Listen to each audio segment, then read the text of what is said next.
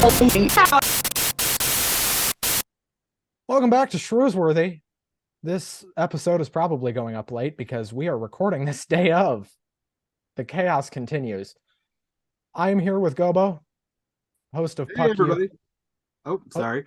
host of Puck You and NFHell and a whole bunch of other shit that I'm sure we'll get to. Gobo, hi. Hey man, how you doing, man? Good, you agreed to do this rather last minute. Thank you for that.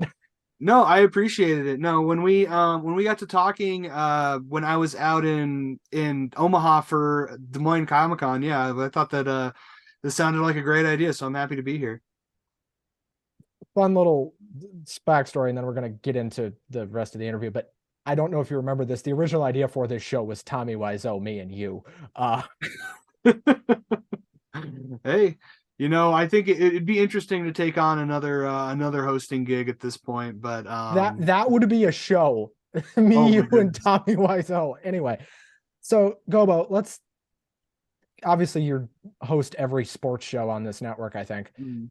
Well, other than Two Marks and a Spark, because you know nothing about pro wrestling, and that is a-okay. That's true. Yeah, I'm not a wrestling guy. Like 90s wrestling, yeah. I mean, when I was a little kid for sure, but yeah, current stuff I don't know I don't know anything.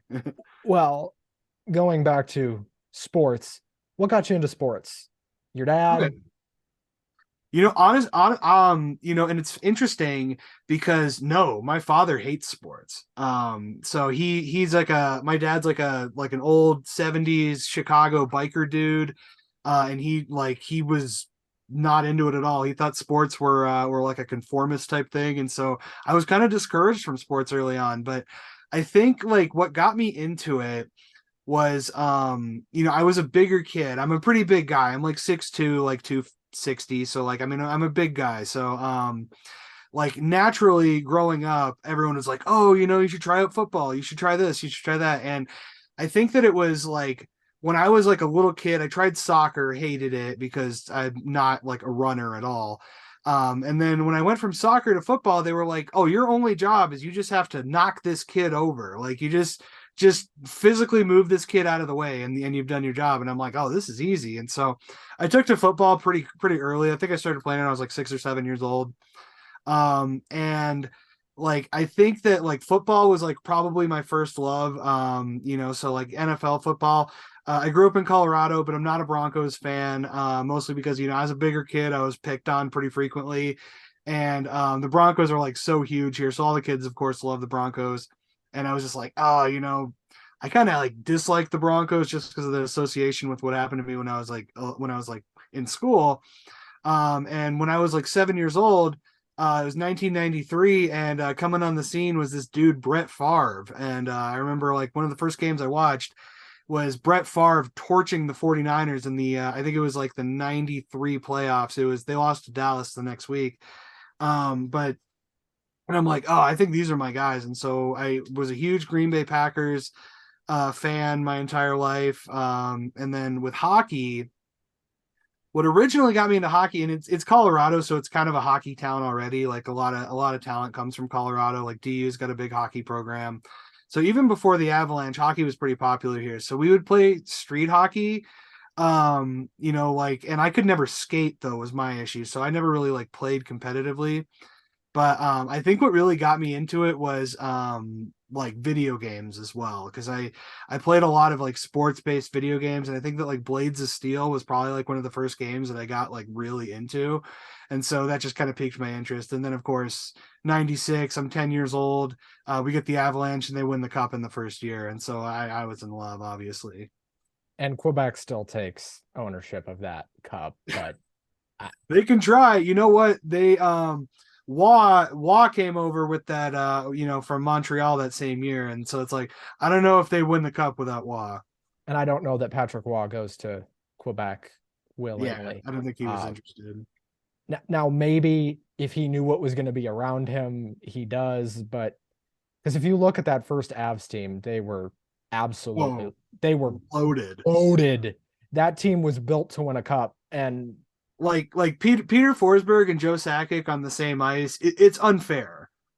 it's a cheat code, is what it Yeah. is. I mean, it doesn't that team makes no sense if you look at it now, and the cap would never allow that to happen again. Never. Mm-mm. The current salary cap and the current player salary structure, that Avs team will never happen again. It can't. No, I mean honestly, I think that to build those like super teams nowadays, like you have to really get like unknown talent. You have to kind of pick up You guys. have to draft right. Yeah, exactly. You have to get guys in the draft, which I know that we're going to talk about Minnesota and kind of their issues, but I mean, I think that Kirill Kaprizov is a really good example of that because it's like he's gonna get paid, but I mean, as long as he's like riding out on his rookie contract, like they're still able to maintain the cap and have that talented of a player. But I don't know what they do with his contract as a Minnesota's guy. They've extended him again, but Yeah, I don't know. But let's go back. You said you played football in high school? I did. Yeah, You were an offensive lineman. I for varsity I was. Yeah, for I've actually played every position on both lines. Like I played nose guard, tackle, D end, center, guard, tackle. I played tight end when I was like middle school. I played tight end for a couple of teams, but it wasn't like I wasn't very good because I You wasn't can very confirm fast. this having played every position on the line. I've always thought center looked like the most painful position on that whole line. I liked center, honestly. I was too tall to be a center in like really competitive football, but like when I was in like middle school, early high school, I loved playing center because you got to call the audibles for the line. So you got to like read defenses, and then you could become really close with your quarterback. Like I became really good friends with all my quarterbacks because you have to like communicate so much with each other. So I liked playing center, but yeah, you don't get to do. I liked hitting a lot, so like you don't get to do the big hits as a center because usually like you pop up, you don't really pull. So yeah, you're basically taking you're either taking the DT, the nose guard, or the middle linebacker. So it's like you don't really get to do big explosive things, and so I love attention. So that's why I think tackle was probably the position I was best at. And because I love to pull, I like to hit people, I like to get upfield. I think one of my best plays was I hit this kid. He was playing safety and he was running full speed, and I just saw him going, and I just lowered my head and nailed him. And it was like the sound like echoed through the whole stadium, and everyone like cheered really loud. I was like, yeah, that was fun. So yeah, I liked playing tackle the best. That's what I played varsity. I played at Grandview High School in Colorado. Well, to draw a bit of a correlation between us, I never played tackle football, but in early middle school, I played flag football because we had a competitive flag football team at my middle school. Okay. Because for a while, Minnesota had banned tackle football in middle school for like 2 years. So Yeah. I played flag football and I was a center. And, you know, it's weird. You say you have to be close with the quarterback. Me and the quarterback on my team hated each other. That makes it hard to be a good center. No, we were undefeated. We won the league, No shit. and he was the best quarterback in the. He was the best quarterback on the. He was the best player on the field. I mean, Hmm. but and I guess sometimes talent can kind of overcome difficulties. See, we hated each other, but we also got along enough to the point where we were able to communicate enough of, okay, I need you to do this, and I need you to do it Yeah. when I do this. Yeah. No, and I get that. There were guys that I played with that I really like I didn't like them. Like they weren't like my friends. Like they were like not really nice people, but I don't know. I never really had like an issue on the field, Like it was like we could always cooperate and get stuff done as a team, but it was like, yeah, we never really like hung out outside. Yeah, and that's kind of what happened. Like for the, I'll never forget the championship game. Our team fell apart. Like you've heard of a coach losing a dressing room. Well, Oh yeah. the Oh yeah. captain Many times I've seen it happen. the captain lost the dressing room, and when the captain of a flag football team loses the dressing room, it is a fucking disaster, and it usually ends in you losing. Uh, Yeah. because in football, more than any other sport, you kind of have to trust the person next to you. Oh, 100%. It's very much a team sport. Yeah, like It one doesn't, player cannot make that big of a difference. and we were falling apart, and the whole team for before the title game was ready to kill each other. And I remember saying to my one friend on the team, I'm like, we're gonna get killed. Because like it was flag football, but you'd still get hit. Oh, sure. because it's flag football, but really Yeah. Well, you're I played flag football in college. Yeah, it got pretty physical. Yeah, I mean, you'd get nailed. It doesn't matter that it's oh flag yeah, football. You're getting nailed. And yeah, I was like, dude, we're gonna die out here because somebody's gonna get rocked and it's not gonna end well. right. Somebody's gonna get their shit kicked and it's not gonna go well for us. Hmm. But going back to you, so you used to play football. I did. Yeah, I played football for many years. So you were this big jock. How the hell did you go from doing that to making videos on the internet? I can't like I played baseball, but I don't feel like baseball is as much of a stretch to this as football. Right, right. Well, it's interesting because yeah, I'm not a typical jock at all. I love sports. I will never deny that. I love watching, analyzing, participating when I can. My body's kind of beat up now, but like yeah, I love sports, but I always was a dreamer, man. Like I was always like a theater kid. My mom worked for United Artists when I was growing up, so saw every movie that was in the theater. Like we'd go to the movies like almost every day. Um, like I loved video games. I mean, even like RPGs and stuff. And like for me also like toys was a big part of my childhood. Like my parents were never like terribly present. And so like they always made up for it by like buying me like excessive amounts of toys. So I was always like trying to collect every Ninja Turtle, every Transformer, every GI Joe, you know. So it's like that kind of like led me to some of my hobbies. But I think that like no, honestly, I never like close myself off to things. When especially like in the artistic realm, it's like you know, I want to determine if I like it. And it just turns out that I liked a lot of this stuff. You know, I love sci-fi and fantasy, and you know, it just like I was never terribly ashamed of it. Well, and that's kind of the right way to be. I mean, you were a nerd before it was considered cool. Uh, Right. Exactly. Exactly. and And I and it's still not considered cool, by the way. I want to make that clear. Nerd culture is more popular now. It's still not cool. There's a line there. hey, And I don't know, man. I could tell you the one thing that like when I was in high school, like I was good at football and I was good at shot put and discus and like I was an okay wrestler, but like I was amazing at Magic the Gathering. Like I had like a state ranking and I was the captain of the Magic the Gathering team at the high school. And like I didn't even tell people. I used to be like really ashamed of it. I think it would be like kind of a flex now that like Post Malone plays Magic and there's guys in the NFL who play Magic. And so it's like um and Dungeons and Dragons is bigger than it's ever been. And oh yeah, Dungeons and Dragons just made a fucking movie that what netted what $800 million in profit. Like it's gonna net 1 billion by the time it goes to DVD and Blu-ray. exactly. Yeah. So it's like, yeah, it's people are and if you watch that movie, it's a D&D movie. It's about stuff that's in that game. So and it was entertaining as hell. So it's like, yeah, people shouldn't be as closed-minded to judge people for being nerds, but you know, it's like times they were different, you know, back when we were younger. I mean, again, I'm a bit younger than you, but even when I was in high school, which was almost 10 years ago now, uh, I'm old, folks. I look younger than I am, I promise. Uh, but when I was in high school, even like being a nerd was still not something you were exactly proud of, and being an Right. AV kid was not exactly something you brag about, if that makes any sense.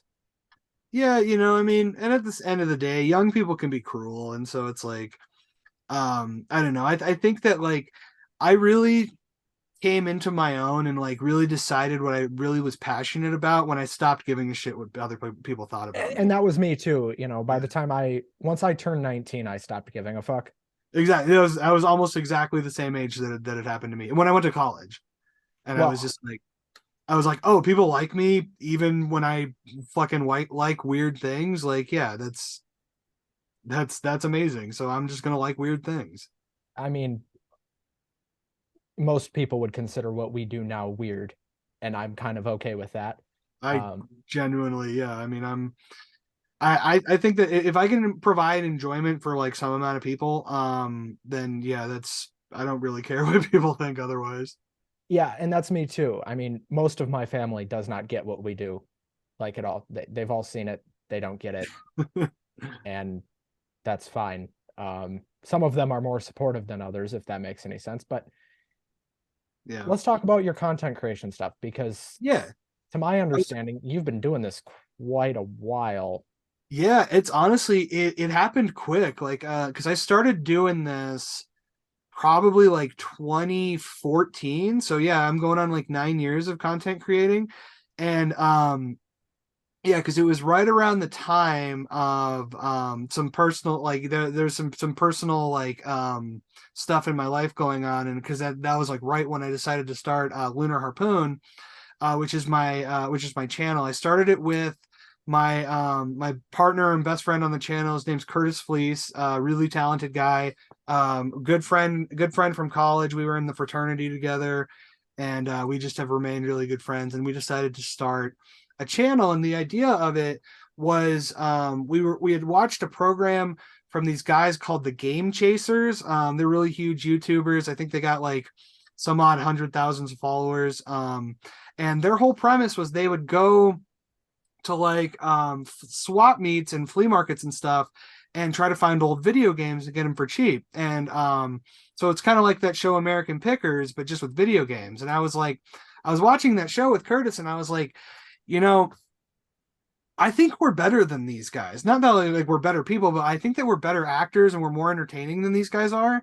And these guys have this huge following, so it's like if we did something like this, could we be successful? And so we decided to give it a shot. And the first couple of episodes are god awful.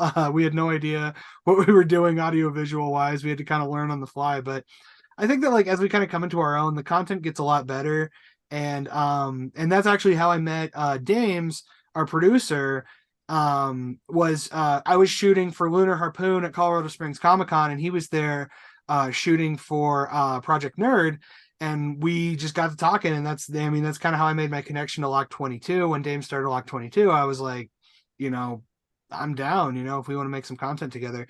But yeah, Lunar Harpoon, yeah, the idea was we were gonna our kind of flagship program was gonna be the show Nerd Pickin' was the name that we had landed on, and we did like 13 episodes of Nerd Pickin', and only a few of them got a couple of got some traction, but then like the other programs that we made, like I made a couple of top 10 lists, like our most popular video I think still to date is a top 10 list of 80s and 90s action figures that are like obscure, because I have a passion for obscure 80s and 90s action figures. So that video did really well, and then we had a couple other videos that got some traction, but that just really kind of led to just an overall. I think primarily our duty now is covering cons. We do press for conventions.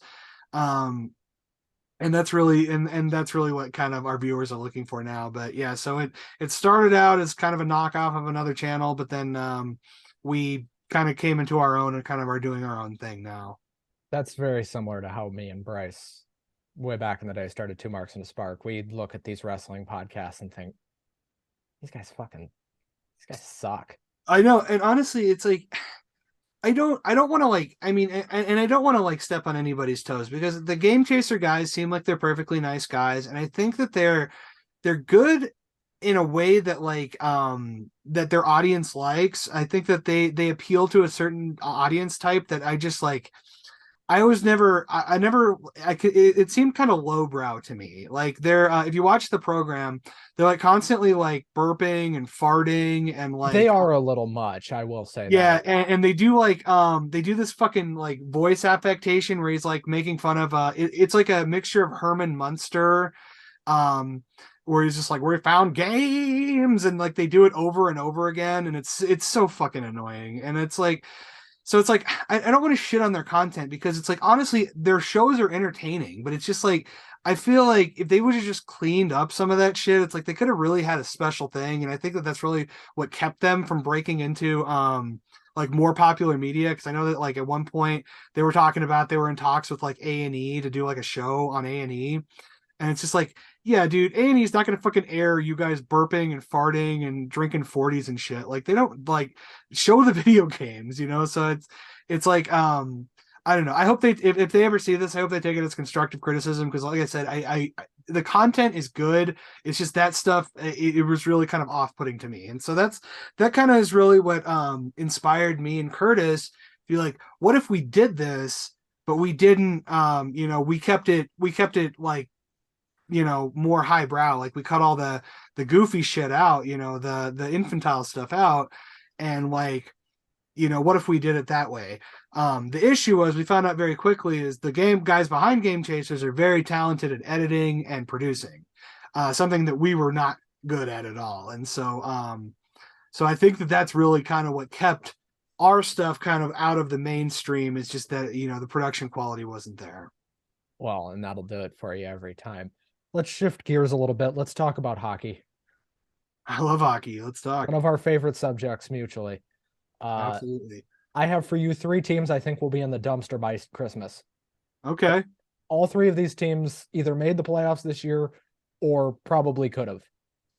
Ooh, okay. So this is getting interesting then. So, because I thought you were just gonna like throw like Ottawa or somebody under the bus. No, no, Somebody no, no. These are teams that were either playoff teams or could have been if some. we're right on the cusp. Okay, okay. Number one, and I think it's fairly obvious, Winnipeg. Oh yeah. They're going for the dumpster. Honestly, Winnipeg, I have never seen a team get so unlucky with injuries like maybe ever in the history that I've been watching hockey. It's like when they made because they made the playoffs, and it's like they were paired up and they had all of their starters were hurt, like almost all of them. Like Blake Wheeler was out, the fucking goalie was injured, like yeah, like every like it was like their whole starting five was out for the playoff series. Now, when I say going to the dumpster, I mean like they will probably be out of playoff contention. Maybe a coach gets fired. That's what I mean by the dumpster. So Winnipeg is towards the top of my list of dumpster. Yeah, well, I think it's like if you look at it, like Hellebuck are becoming more injury prone. I don't see Winnipeg making a playoff push this year, especially because the Central is really stacked. It's a hard division to try to break into the playoffs. Um, and I just honestly, I don't see them getting better than they were this year, and they missed the playoffs, or they barely made the playoffs this year. Another team, I think, maybe not the dumpster, but I think they're going down, even though they just got Kyle Dubas. I know they didn't technically make the playoffs, but they almost did. Pittsburgh. I think they're in trouble. I think that Crosby thing is Yeah, over. that's another one where it's tough because it's like, yeah, if you look at Pittsburgh this year, it doesn't really make any sense. Like from a personnel standpoint, they missed the playoffs, and I think it's just because like there's either one or two things happening. Is that the veterans are aging out faster than we thought they were. Like Crosby and Malkin um, that's either one issue.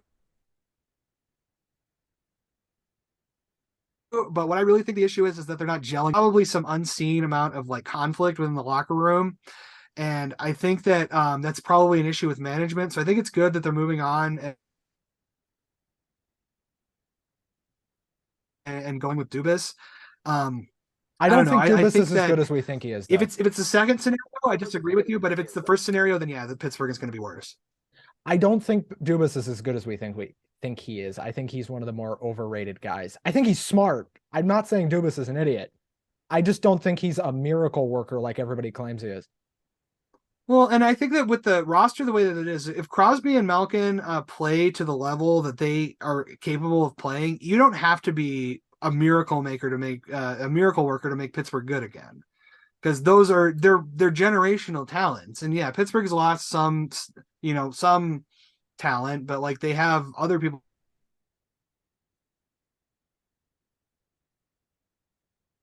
coming in. Like they have that. I mean, I wish. Yeah, they got a couple of up and coming talents. I think that it's possible if they can. Like I said, if. But I mean, to your point. So, do you think that that Crosby and Malkin are past it? I think Malkin for sure is, and I think Crosby is on the bridge. Like he's not quite to Marc-Andre Fleury level because I don't think I've ever seen a player wash up so fast. as Yeah, Marc-Andre Fleury did. Like that guy left Vegas and became washed up. That guy switched his jersey and became washed up. I've never seen that. right. But I I think Malkin's over the bridge. I think Crosby's getting there. And I don't think it's obscene to think Crosby and Fleury end up on the same team again in 2 years because they're both somehow still playing. It's possible, yeah, because I mean, I certainly don't think Fleury's going to be with Minnesota much longer. I think it's the opposite. I think they're going to insist they hold on to him, and I think Guerin's going to try to get Crosby. With Gustafson, you think that they would still have room for him on the roster? It's Bill Guerin, dude. I don't. This guy doesn't know what he's. By the way, my third team is Minnesota. I think they're screwed. I think we knew that one, yeah. But isn't that the most obvious one? Like, I know Pittsburgh and Winnipeg were kind of obvious, but I think Minnesota is like just so blatantly not good. Like, Yeah, and I don't know if I agree with you on Pittsburgh, but I think that like I see your point with Malkin,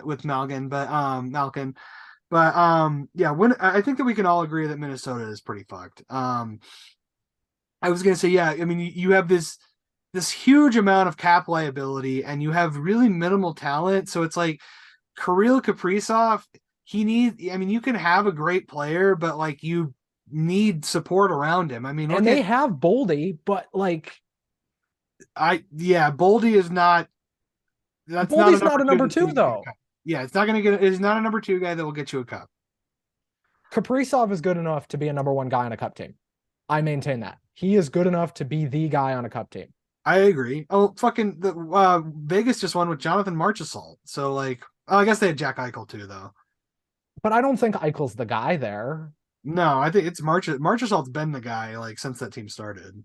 I mean, Eichel is not good enough, I don't think, to be the guy on a cup team. Yeah, he was good enough to be the guy on the Sabres, but yeah, I think you might be good enough to be the guy on the Sabres. Like, that's not the point. I point. don't know how much of an accomplishment that is. But like, I don't think Boldy is good enough to be a number two. I think Matt Boldy is a very good player. He's good. He is a solid. I think he's a great depth player. I think that he's a starter on most teams in the NHL. But yeah, if you like on a cup team, he would be like a second line. I was going to say he is a great second line. He is a leader of a second line on a cup team. Yeah, I could see that absolutely with Matt Boldy. So but those two guys, and then a bunch of basically bad debt is all Minnesota has.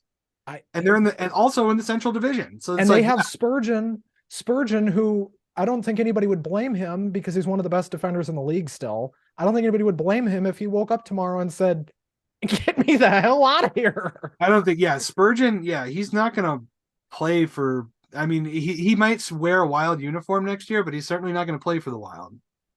I mean, what he does, Spurgeon is too good for that team. I think we can. And I think Spurgeon knows that. That's why I said that even if he can't get rid of the contract, then he's just gonna phone it in this year. Would you blame Jared Spurgeon if he woke up tomorrow and said, "Get me out of here"? Right, because he knows he's not going to get paid what he's worth, and he knows they're not going to win a cup. So why would you stay? I mean, Gustafson is not a Stanley Cup final winning goalkeeper. No, not on that team. He is. I mean, not on any team. I don't know. I mean, I think that you put Gustafson on the Avs last year. I think they still win the cup. But that team was going to win the cup no matter what. I was going to say we won the cup with Darcy Kemper. So like, yeah, former Minnesota Wild goalie. Yep. People forget that Kemper was on the Wild forever. Yeah, he didn't really play though, did he? Because I only remember him as a starter in Arizona. Oh well, he was the backup to Backstrom. Oh yeah, that makes sense. And then he was the backup to Dubnyk. Yeah, Dubnyk played for the Avalanche for like a week, 3 weeks. Yeah. So again, I think Gerard Gallant. I've told you this. I think he's the next coach in Minnesota. Yeah, I think that's pretty obvious. The Bill Guerin connection is there.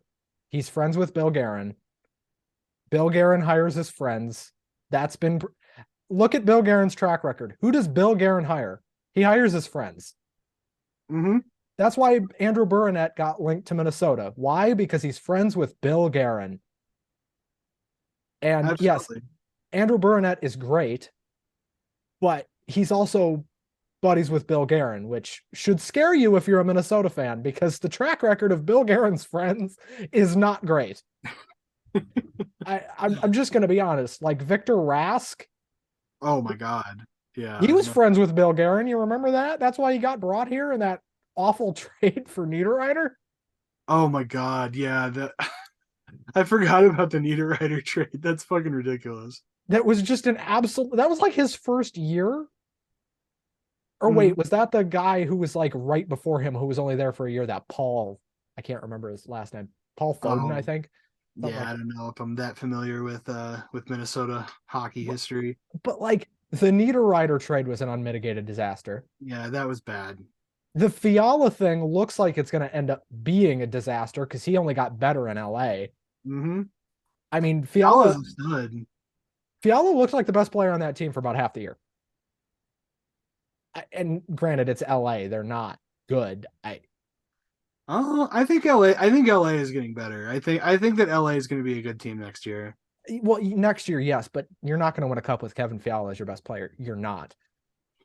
And, Yeah, it'll be and close. maybe Fiala wanted to leave because it was kind of that you hear it in basketball all the time, kind of that I want my own team syndrome Mm-hmm. of I'm not going to have my own team here. I'm not the guy here anymore because Kaprizov is here.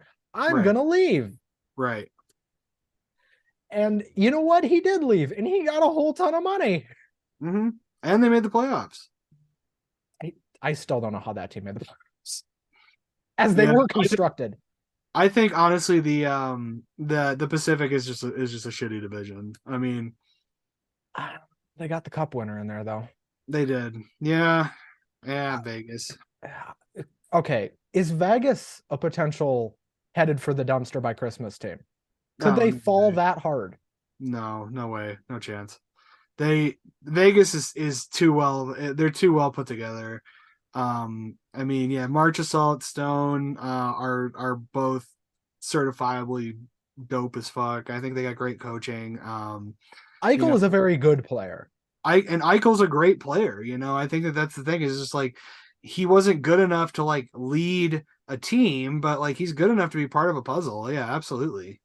I mean, I take him in Minnesota, which, if you remember, Eichel's two locations that he was willing to go to were Minnesota and Vegas. Now, do I think Eichel makes this Minnesota team that much better? No, because I don't think that's where our problem is.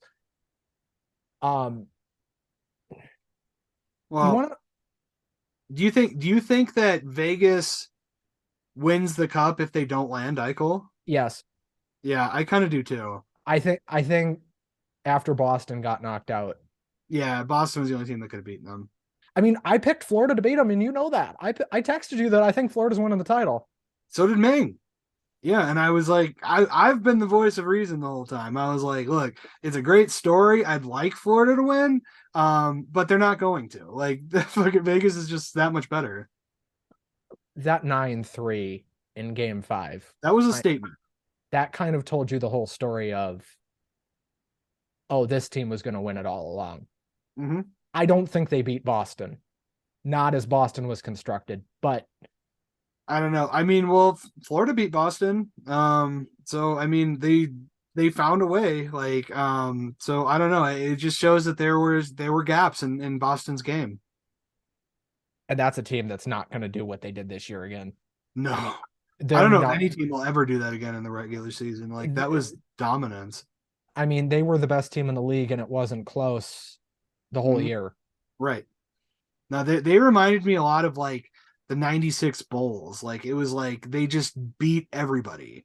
And it It was was systematic, and it didn't even um look like they were trying half the time, but they yeah, it were. was like their second and third line were better than the first line of all the other teams. It was insane. And could they win the cup next year? Yeah. Yeah, but they Mhm. won't be that dominant in the regular season. That's a team that really could win the cup just about any year in the next 2 or 3 years. I think that yeah, if they keep that core together and oh, what's his name? The captain. As long as he stays healthy, like yeah, they're going places. I Now here's the team I have a lot of questions about. I have a lot of questions about Minnesota. but I think I have more questions about Seattle now that they made the playoffs. And Uh, they beat the Avs. and they beat the Avalanche, which on paper makes no sense. No, it was definitely an upset. And I gotta say, I don't want to take anything away from the Kraken because I think that they played a great series, but yeah, we were very, very injured. The Avs were missing. Gabe Landeskog was out. Val Nichushkin was out. We didn't have Burkowski. If we Landeskog is healthy, do you guys think you win the cup again? I If don't know it's if we, just Landeskog. it would just Landeskog. I don't know if we win the cup, but we definitely get out of the first round. Like we definitely would have beaten Seattle. Well, I agree with you on that. I just think I think the thing with Seattle, and you see this a lot in the NFL, is they're kind of that team that everybody kind of expects an easy win against. Mm-hmm. And then Seattle shows up and you're like, oh, we actually have to play. But by the time you realize that you actually have to try, you're down 2-0 and it's the third period with 10 minutes left. Right. Yeah.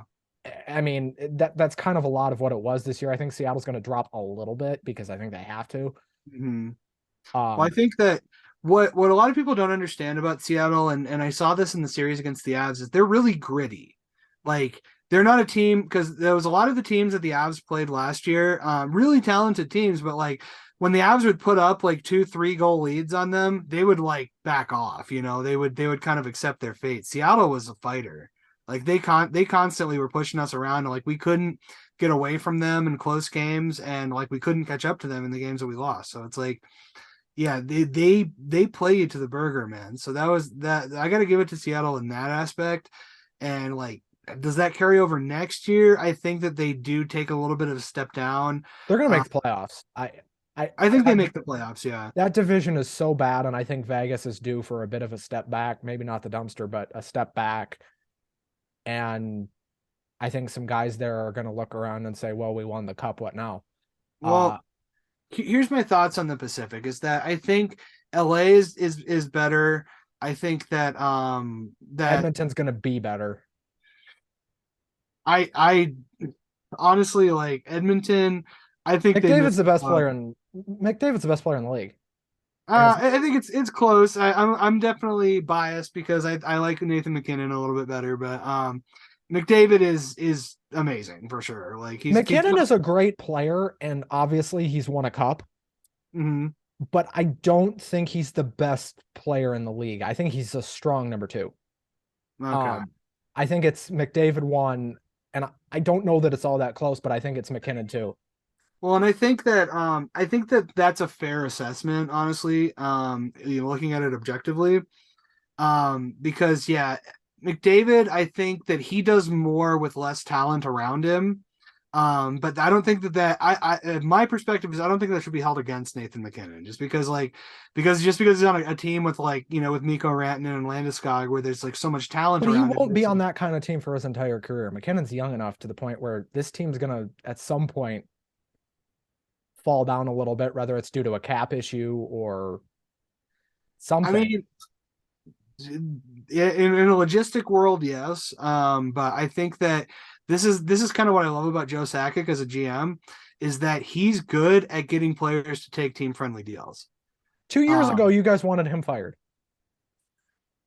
I didn't want him fired.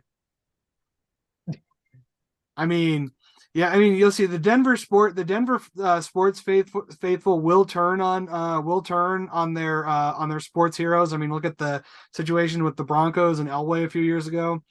They Uh, hated him. oh my God, and he won the Super Bowl with the Broncos. Yeah. Like he got Peyton Manning to come here, so it's like, yeah, I respect him. I don't, I hated him for ruining my life when I was 11 when the Broncos beat the Packers in the Super Bowl, but yeah, like I think that he got kind of a bad rap with the Broncos, and it's like with Joe Sakic. I mean, I'm in Joe we trust, man. I mean, he brought us back to the Cup. He's put together a hell of a squad, so it's like I think that yeah, I would never want him fired. I think it's Colorado up, Minnesota down. I think that's how it ends up. I think Dallas goes down too, but I could see that. because that team was not good enough to make a conference final.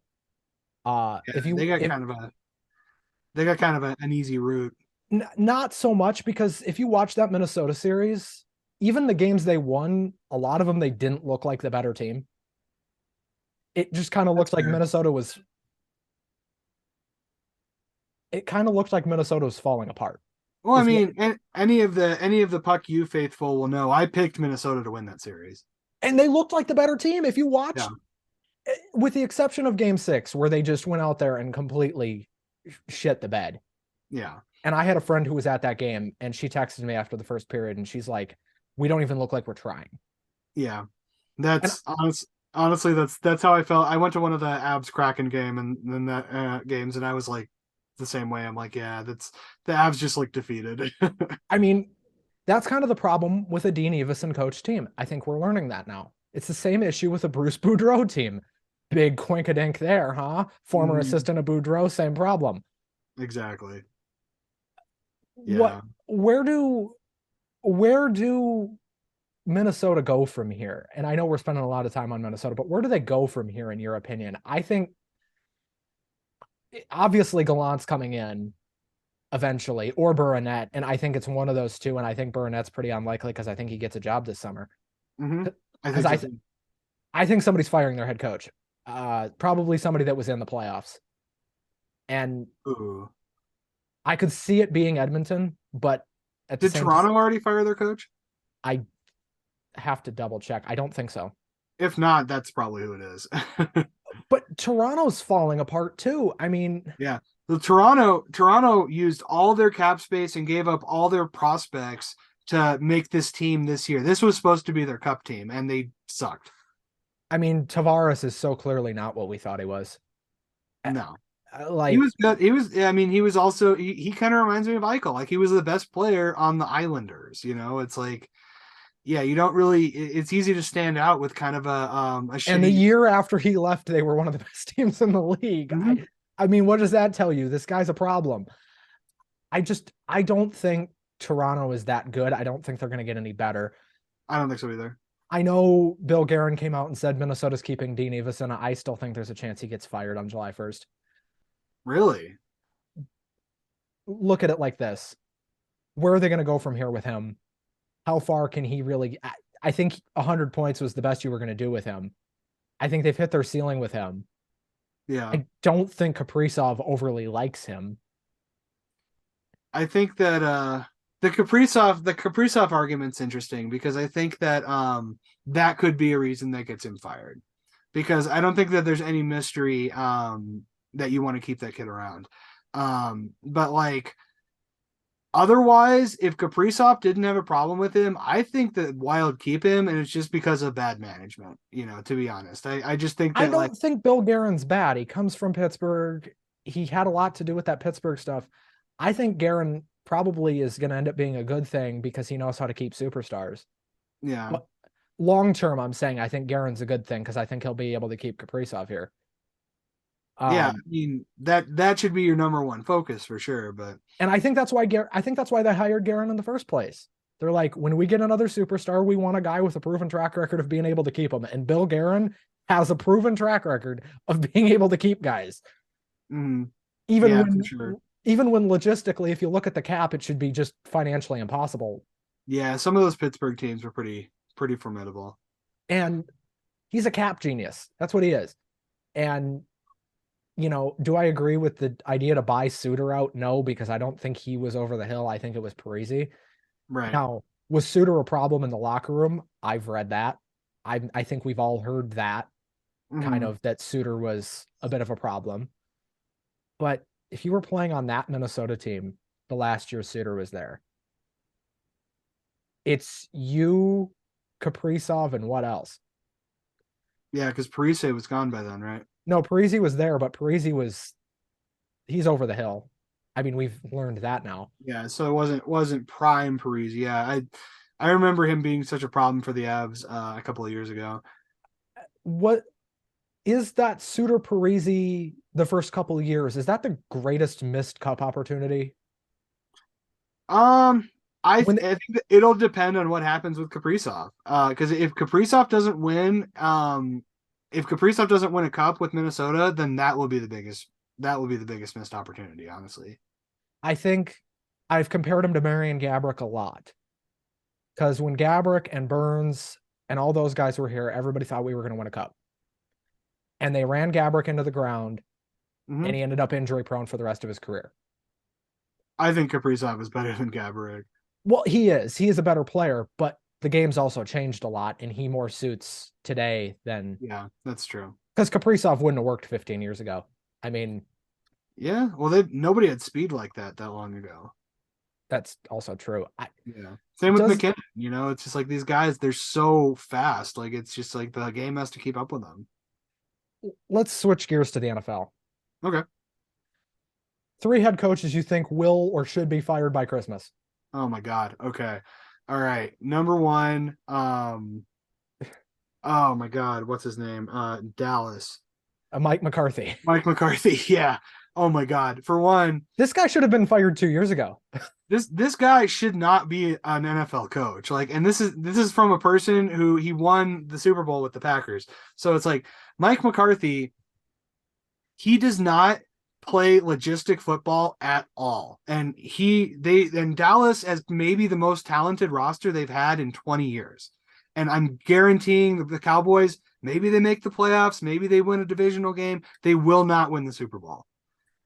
They will never win the Super Bowl with McCarthy. And Jerry Jones is like, that's his only priority. Like, he's made that very clear that, like, I am going to win the Super Bowl. I have no other goal in the world. So it's like, yeah. So I think McCarthy, after they don't win the Super Bowl this year, he gets canned.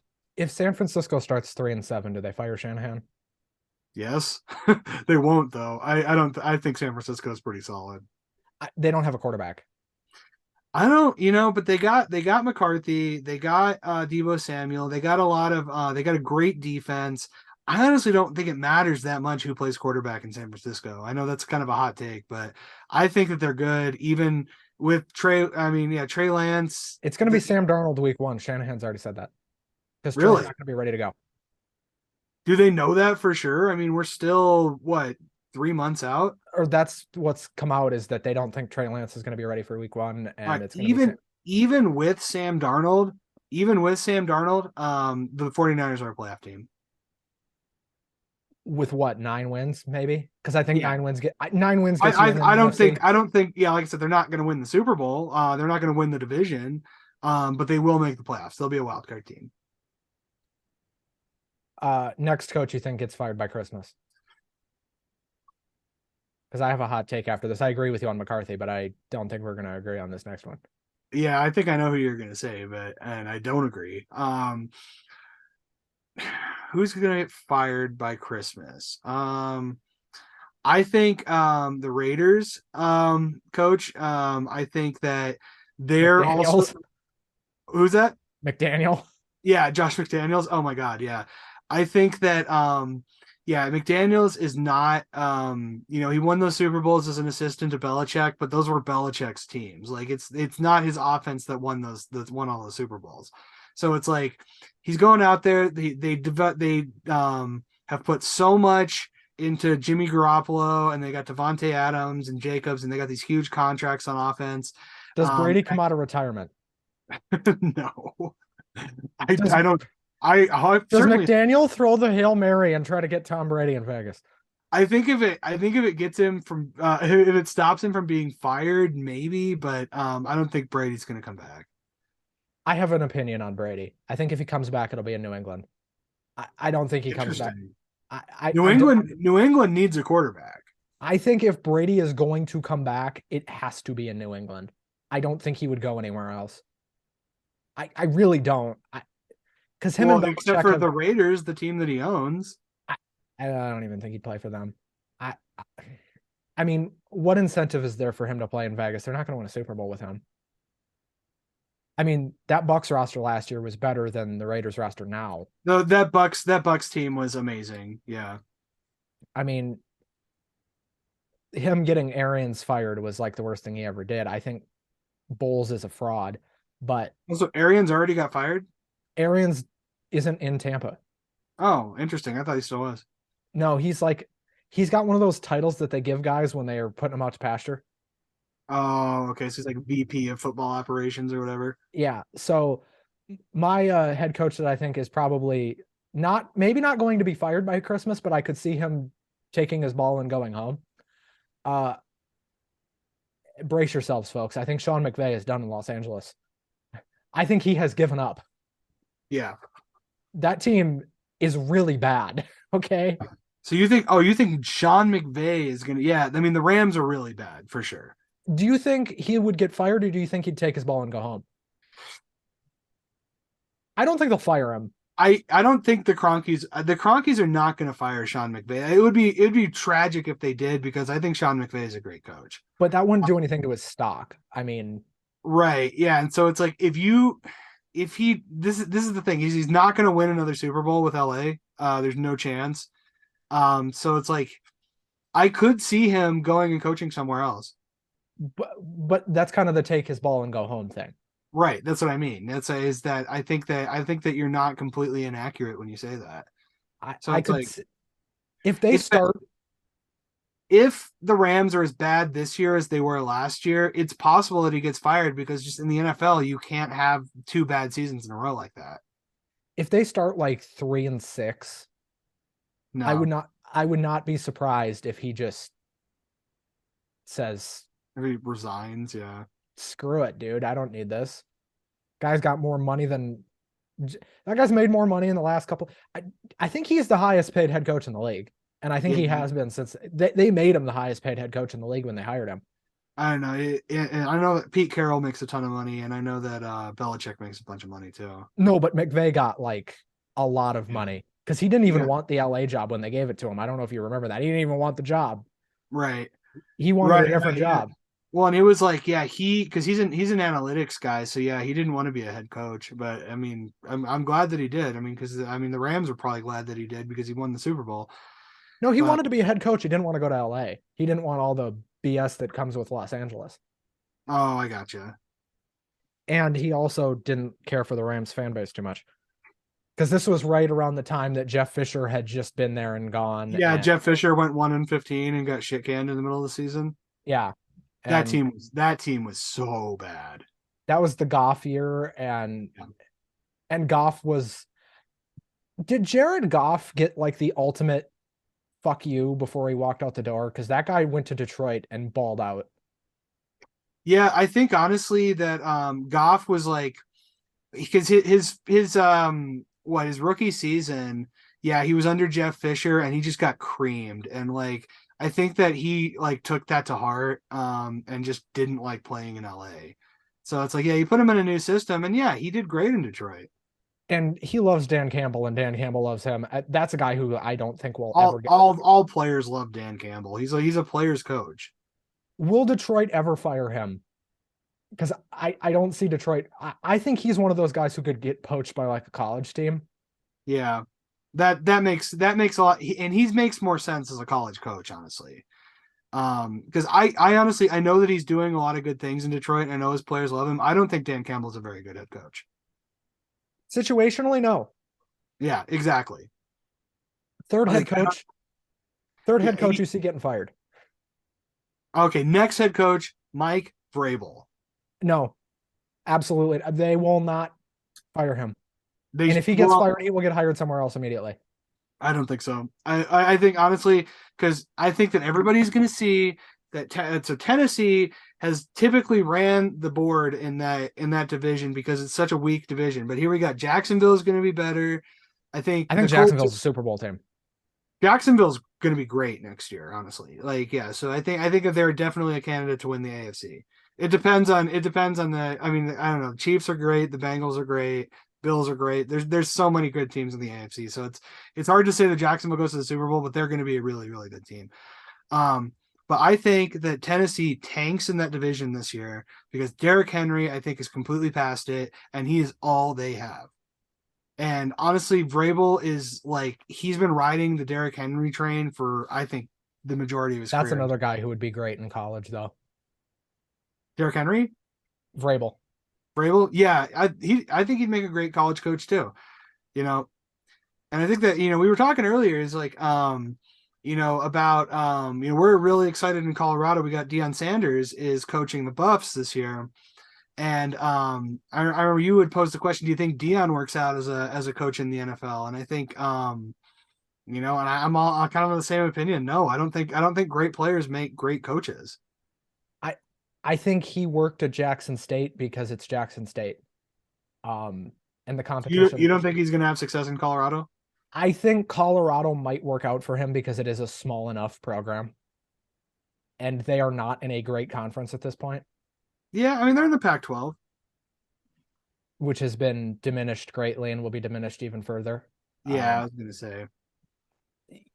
I think they end up in the Big Ten eventually, because I think everything west of the Mississippi is going to end up in the Big Ten, because I think it's going to be two conferences. Yeah, SEC and Big Ten.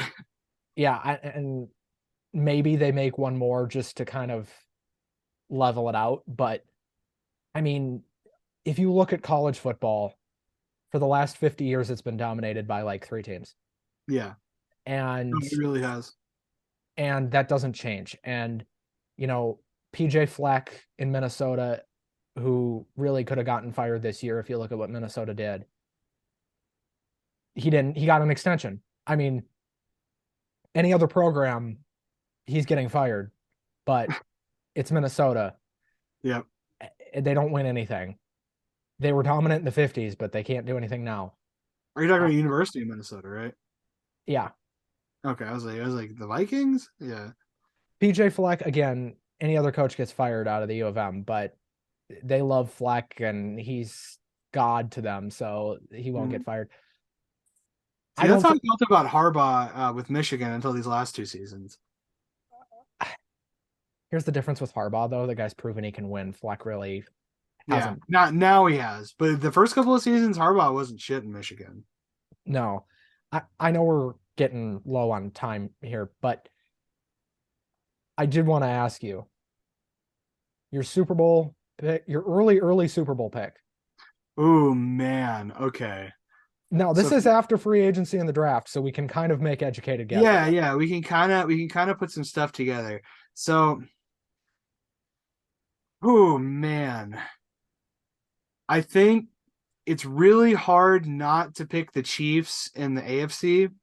Um, just because Mahomes is proven that he runs a very great offense. Andy Reid, I think, is a great head coach.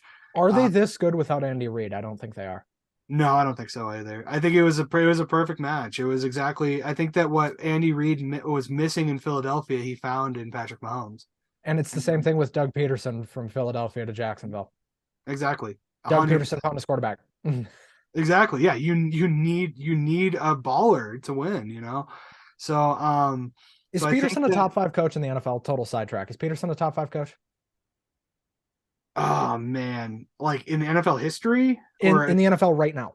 oh yeah, definitely right now. I'm not talking history. He won one Super Bowl with Nick Foles. That's not a. I was like, yeah, that's no. We'll see. I mean, in the NFL right now, I think just especially because like Belichick is I think on the tail end of his career. I think it's Um, Tomlin one, and then figure everybody else out from there. yeah, Tomlin obviously, and the Steelers just have great coaches. Um, so I think that yeah, I think it's the Chiefs in the AFC, NFC. And Dames, I mean, you're gonna be surprised by this one. I think Seattle could make a push. I Um, don't. yeah, I mean, I think Seattle could make a push. I think San Now it's Gino. Francisco. Um, I mean, but I think that it's at the end of the day, the Eagles are public enemy number one. I think they're still the best team in the NFC, and it's I don't know if they have what it takes to win the NFC 2 years in a row, but regardless of who wins, I'm gonna say rematch of last year, same result. Chiefs beat the Eagles in the Super Bowl. I'm going very, very somewhat similar. I think it's Chiefs, Bengals in the AFC title game again, and I think the Bengals go back to the Super Bowl. And I Okay. think Burrow runs Hurts over. And I think I think Philly just doesn't have it. I I really like this Philadelphia team, but I don't think you can win a Super Bowl with Jalen Hurts. Yeah, I don't think so either. I think he can get you there, but I don't think without like a superstar there, and they don't really have one. And don't tell me AJ Brown's a superstar because he's not. no, he's not. He's a very good player, but he's not a superstar. And No, unless you have he's not. Yeah, he's not like what they have in, he's not Stephon Diggs, he's not Justin Jefferson. I mean, he's not, yeah, not Justin Jefferson. He's not even the kid from the Bengals that went to LSU, Jamar Chase. Jamar Chase, yeah. Like, yeah, I I think almost said AJ Green for some reason because he was I know local. I and it was like, because AJ Green did play for the Bengals, but no, it was Jamar Chase for sure. I mean, I think honestly he's not even as good as like CD Lamb. If Justin Jefferson played for Philadelphia, I think we'd all be picking them to win the Super Bowl. Or if That's Philadelphia had drafted Jordan Addison, I think this is a different conversation. But man, yeah, that time to Minnesota tell. receiving core is scary now with Addison and Jefferson. Absolutely. That's a scary receiving core with any quarterback not named Kirk Cousins. Well, there. I mean, could Minnesota make a push No, in the NFC? I just not with Cousins. I don't think. unless Cousins literally becomes a different human being. Yeah, Unless he shapeshifts, he's not the guy. I keep saying that. Like all of my Minnesota fan friends, they're just like, oh, Cousins. He has great stats, and it's just like, yeah, but he doesn't win big games. He just doesn't. and that's not unprecedented in the NFL, by the way. Great Huh. stat guys who just don't win. I mean, with the Yeah, exception of the one Super Bowl, and I don't mean to shit on Favre here because I love what he did for Minnesota for a year. Favre was kind of that guy with the outside of that 1 year they won the Super Bowl.